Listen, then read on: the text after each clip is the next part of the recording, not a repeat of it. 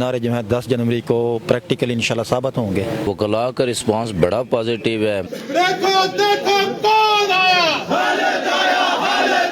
देखो देखो। आज हमारी जो इलेक्शन कैंपेन है वो आखिरी मराहल में है। खालिद हुसैन और इमरान मुगल के हक में फैसला हो चुका है मेरे नुक्ता नजर के मुताबिक। जहाँ भी हम गए हैं उन्होंने बड़े वार्मली वेलकम किया है। कौन आया, खालिद आया, खालिद आया। देखो देखो कौन आया, खालिद आया, खालिद आया। ये जो काला कोड है, खालिद तेरा वोट है। ये जो काला कोड है, खालिद तेरा वोट है। ये जो काला कोड है, खालिद तेरा वोट है। इंशाअल्लाह पूरी स्ट्रेंथ के साथ इलेक्शन लड़ूंगा। और आज आप बताएं कि क्या पूरी स्ट्रेंथ के साथ मैंने इलेक्शन लड़ा कि नहीं लड़ा।